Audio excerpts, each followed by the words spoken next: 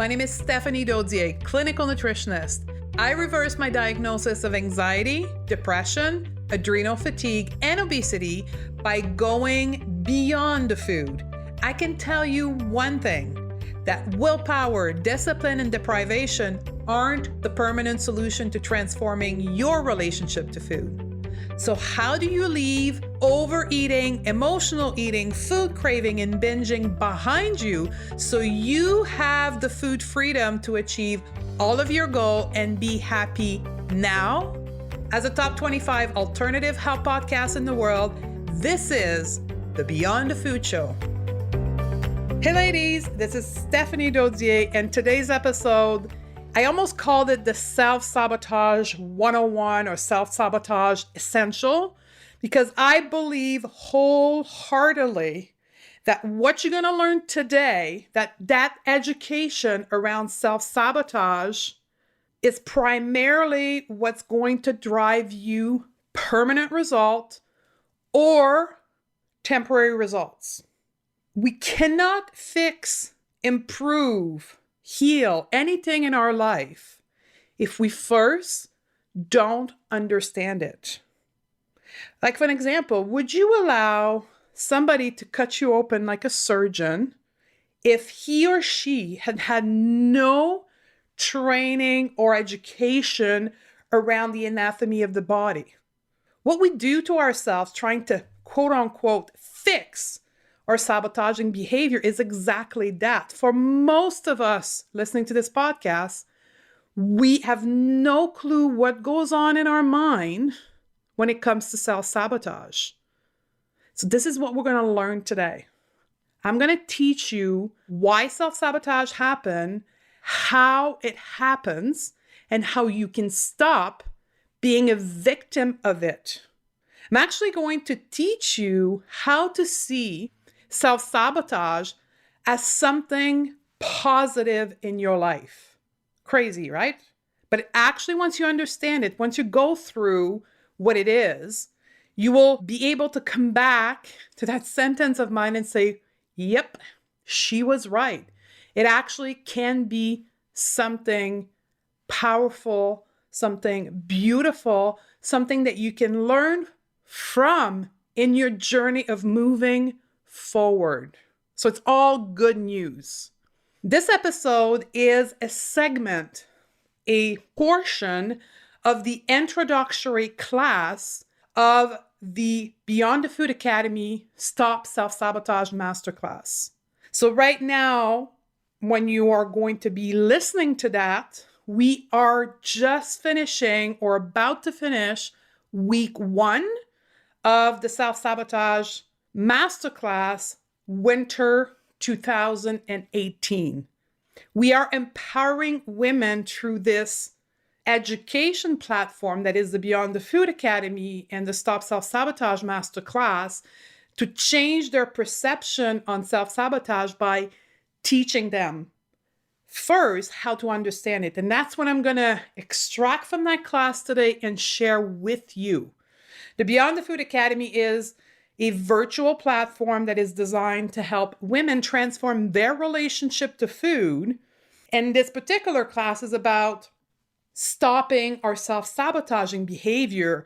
But oh my God, it's a 12-week class that goes so much deeper than just stopping our self-sabotage. But you can't understand that until you actually have understood what self-sabotage is. And that's what I'm going to give you today. We're going to get started. So let me give you a little bit of background first as to why we care about self-sabotage here on this platform, on the Beyond the Food Show. It's because 91% of us women are unhappy with our body and resort to dieting. That's a stat that's been floating around for the last 10 years. And it's the same result all the time. 9 out of 10 women are not happy with their body, and the solution is dieting. But the caveat is 95% of dieters regain all of their weight loss within 1 to 5 years. I'm one of those, multiple times in my life. Why? Because we go about it the wrong way.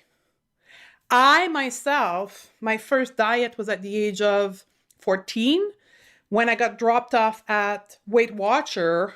And at that time, I was probably 170 pounds when I should have been probably anywhere around 120. But I was told that I was the problem, and I was told that the only reason why I was overweight was because I lacked willpower and discipline, and I couldn't trust my hunger. So I had to shut down my hunger and use my willpower and discipline, and then follow those sets of rules, and I was going to lose weight. And it did work, but I regained it all. Why? Because I self-sabotaged myself.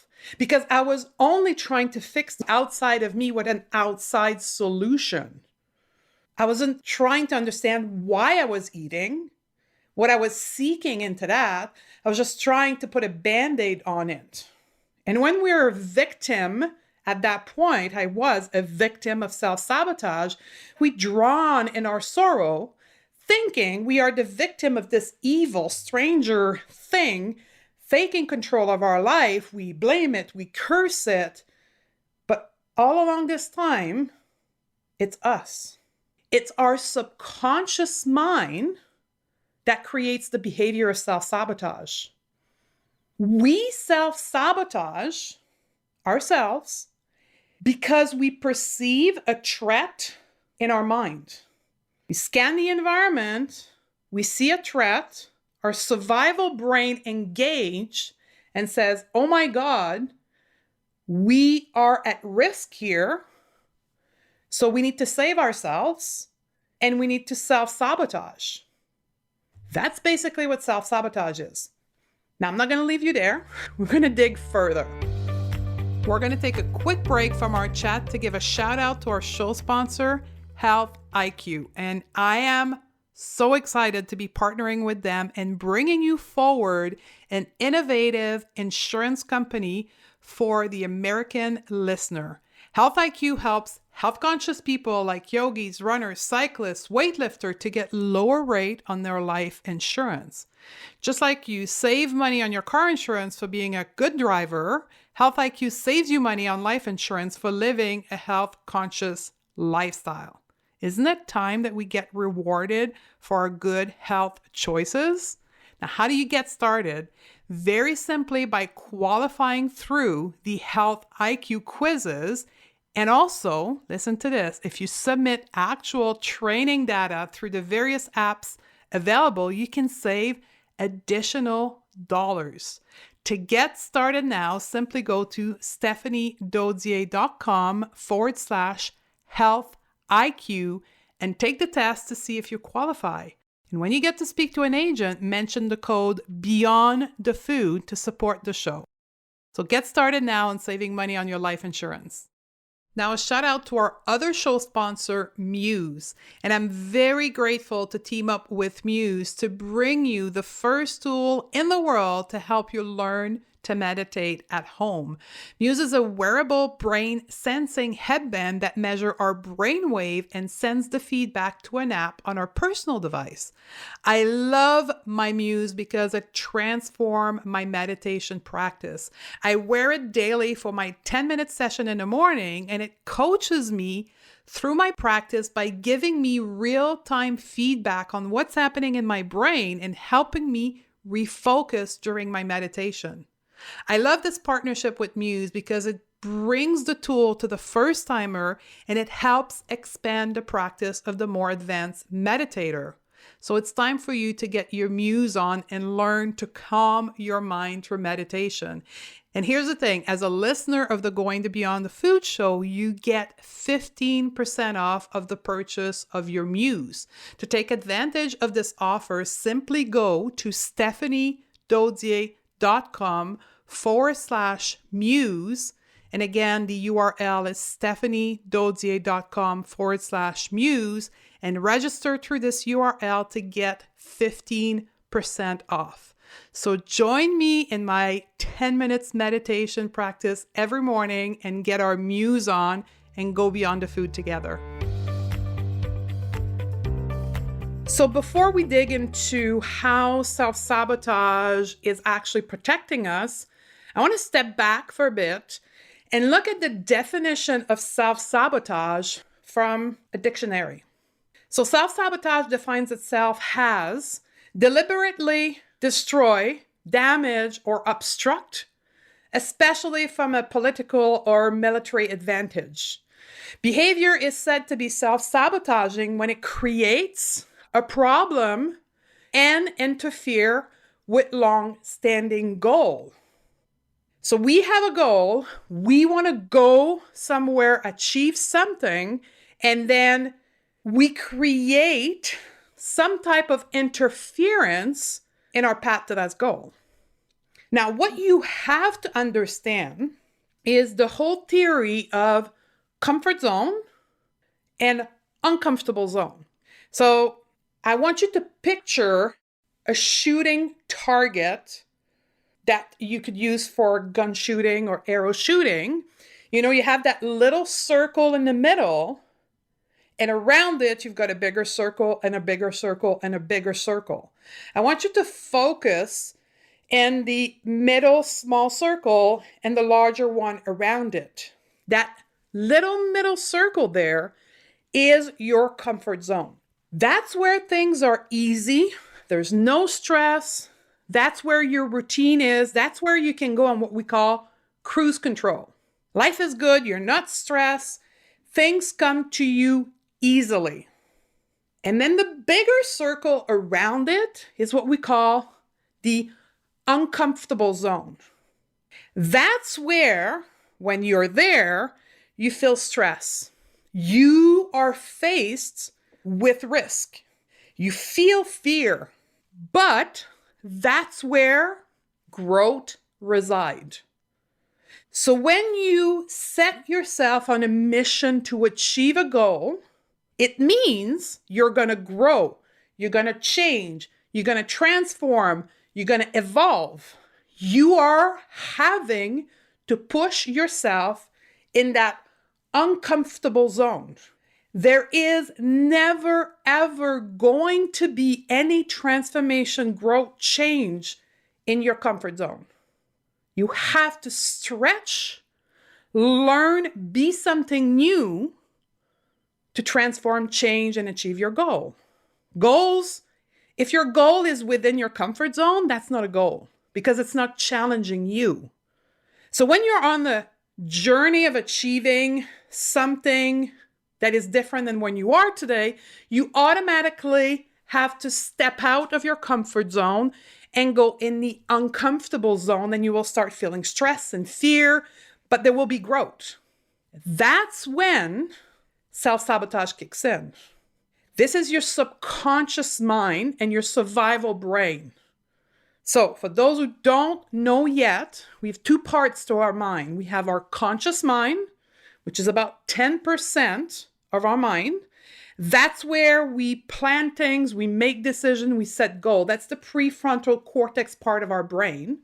And then the subconscious mind, which is 90% of your brain, is where things happen on the cruise control.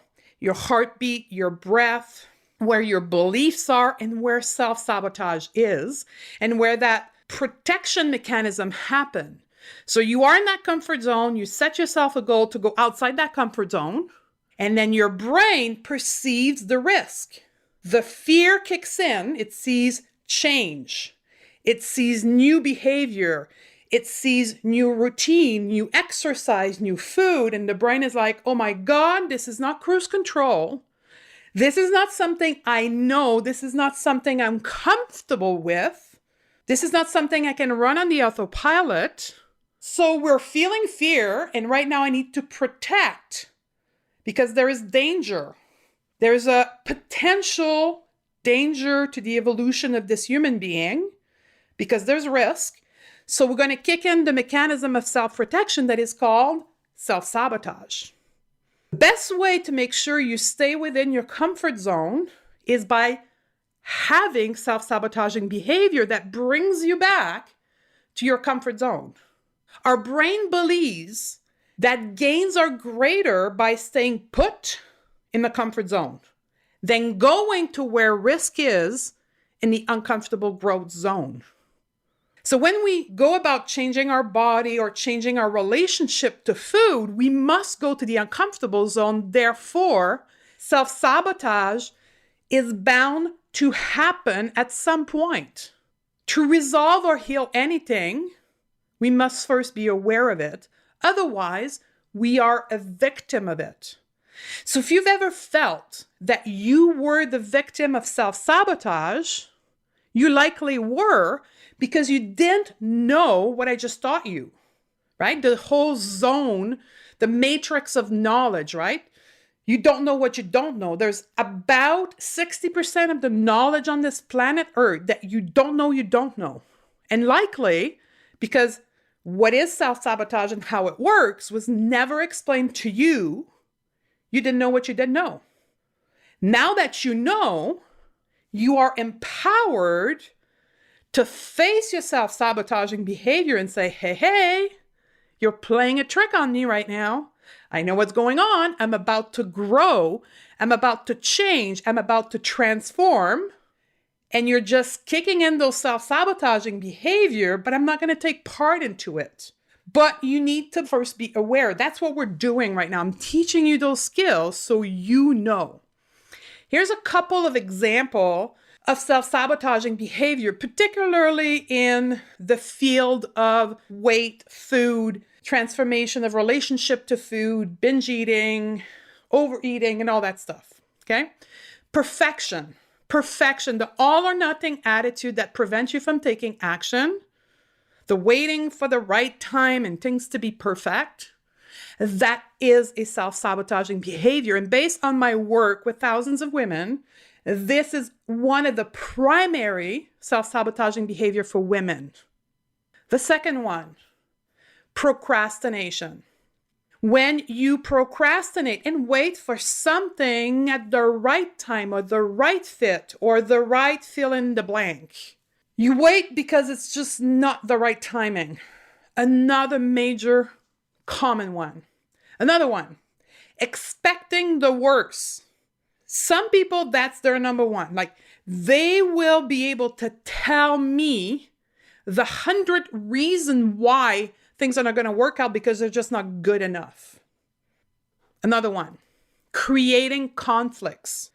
Creating conflicts with relationship, blowing little things to big catastrophic issues so you can get yourself out of actually taking action to jump into your uncomfortable zone so you can grow. Addiction of any kind. Addiction to drugs, to food, to feelings. Because when we're in that addiction pattern, for some women it's shopping, right? When we are there, we're not taking action. We're in that shame and guilt cycle and we're stuck there. And it's the same reason why emotional eating, binge eating, and craving is a self-sabotaging behavior. It's trying to prevent you from growing. Your emotions are driving this mystery hunger that leads you to food because it knows when you're eating, A, you feel better, and then 2, you're staying within that comfort zone of yours. So my biggest takeaway for you today, if you understand everything that I just taught you, you are 75% there because you can only change what you know and what you accept about yourself.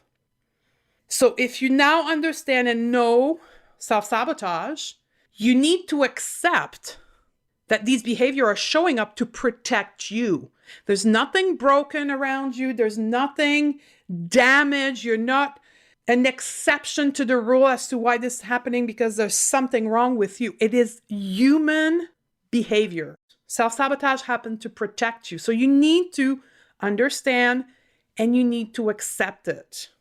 So here's an assignment for you so you can identify your own self-sabotaging behavior so you can be aware of how it shows up in your life. So when it does, you can recognize it and use self-compassion.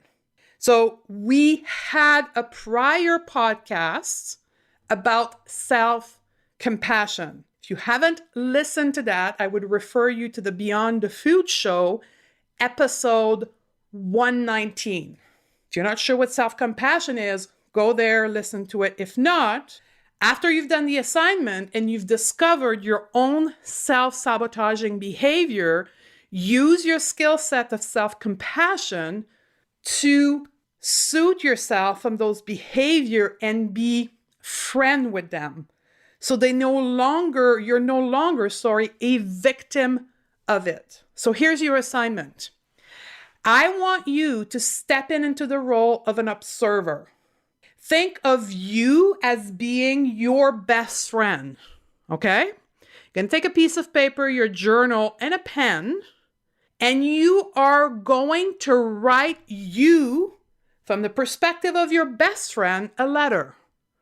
And in that letter, you will tell you, from the perspective of your best friend, what you are seeing as the self-sabotaging behavior that are showing up in you, the best friend's life. Remember to use compassion and no judgment, because your best friend would never be mean to you and she would never judge you. So when you write that letter to you from that third party, from your best friend's perspective, be loving as she would be to you. That will allow you to uncover with love your own self-sabotaging behavior. So there you have it. This is self-sabotage being broken down to its essential so you can be empowered into loving every part of your self-sabotaging behavior and know when they show up, it's because you're about to grow. When fear comes and hang around you, it's because you're about to step into something completely new. I hope you enjoyed this episode. I am grateful that you were here with me. Remember to share this episode and impact another woman's life that would need to know this information. I know you know one. So please share this episode. Leave me a review, subscribe to the show. Reviews are my fuel because I hear from you, so I would really appreciate it. Got some great show coming up, so stay tuned, subscribe to the show. I love you, and I look forward to hang out with you in the next episode. Did you know that 9 out of 10 women are struggling with their relationship to food? Overeating, emotional eating, binging, and craving are real. Clearly, the solution we have been taught aren't working. I believe to have food freedom, it means that we must learn to have a relationship with our hunger so we can finally be at peace with food and eat normally without guilt or shame, which is why I wrote the Crave Cure Guide. I want to show you how to have a completely different relationship with food so that you can be in control of what you eat, achieve your goal, and be the powerful woman you were meant to be. The best part is, this book and the step-by-step process is absolutely free. To receive your free copy, simply go to stephaniedodier.com/guide and we can get started right now.